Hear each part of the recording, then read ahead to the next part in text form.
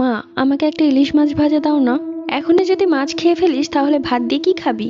দাও না মা, ছোট দেখে একটা দাও। ঠিক আছে, এখানে বসেই খা। আর হ্যাঁ, মাছ ভাজা খাওয়া শেষ হলে অবশ্যই পানি খেয়ে নিস। আরে মা, তুমি তো আগের জামানাই আছো। তুমি কি ভাবো মাছ ভাজা খেয়ে পানি না খেলে কি ভূতে ধরবে আমাকে? মা রান্নার মনোযোগী দিতেই আমি ওই রুমে চলে গেলাম। আচার বিক্রেতা আমাদের বারান্দার কাছে এসে আচার বিক্রি করছে। অনেক ছেলে মেয়ে আচার কিনছে। হইচই শুনে তাড়াতাড়ি বারান্দায় চলে গেলাম। হাতে ইলিশ মাছ ভাজা। আচারওয়ালাকে বললাম, আমাকে এক প্যাকেট তেঁতুলের আচার দিন। দৌড়ে গেলাম ব্যাগ থেকে টাকা আনার জন্য। ব্যাগ থেকে 10 টাকার নোট বের করে আবারও সেই আচার বিক্রেতার কাছে গেলাম। গিয়ে হাত বাড়িয়ে টাকা দিলাম এবং তেঁতুলের আচার নেওয়ার সময় মনে হলো কেউ আমার হাত শক্ত করে ধরে রেখেছে, কিন্তু অদৃশ্য। আমি কাউকে দেখতে পাচ্ছি না, কিন্তু মনে হচ্ছে আমার হাতটা যেন ভেঙেই যাবে, এত শক্ত করে ধরেছে। ভয়ে আমি চিৎকার করতে শুরু করলাম। অন্য হাত থেকে ইলিশ মাছ ভাজা পড়ে গেছে। আমার চিৎকার শুনে আচার বিক্রেতা এবং আরো মানুষ আমার দিকে তাকিয়ে আছে। আমি বারান্দার বাহির থেকে হাত ভেতরে ঢুকাতে পারছি না। আমার চিৎকার শুনে মা দৌড়ে এলেন। কি হয়েছে নাজিরা,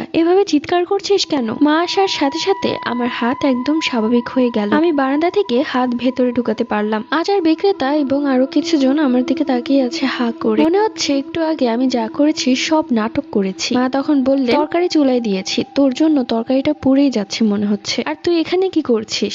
ইলিশ মাছ ভাজা নিচে পড়ে আছে কেন? ইয়া আল্লাহ, তোকে কতবার বলেছি মাছ ভাজা খেয়ে পানি খেয়ে তারপর কোথাও যেতে।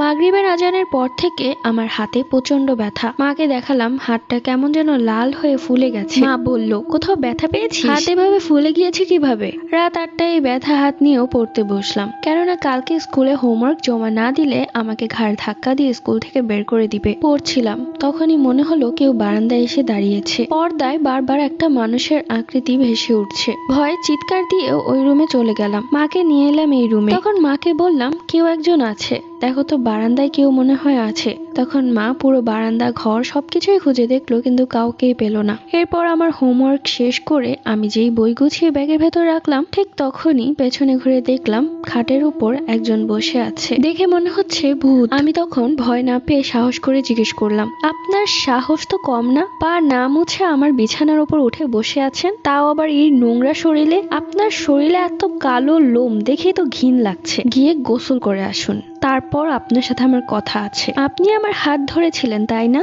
মা ঠিকই বলেছিল, ইলিশ মাছ খেয়ে পানি না খেলে ভূতে ধরে, সেটারই প্রমাণ পেলাম। কিন্তু আপনি যে ভূত, আপনাকে দেখে আমার ভয় পাওয়ার কথা, কিন্তু আপনাকে দেখে আমার ঘৃণা হচ্ছে। আমার বিছানা থেকে এক্ষুনি নামুন। আপনার সাহস কি করে হলো এই নোংরা শরীরে আমার বিছানায় বসার? তখন ভূত বাচ্চারা অসহায়ের দৃষ্টিতে আমার দিকে তাকিয়ে আছে। এই মেয়ে, তোর সাহস কি করে হলো আমার সাথে এভাবে কথা বলার? এক্ষুনি তোর ঘাড় মোটকে মেরে ফেলবো। পার্ট 2 লাগবে? কমেন্ট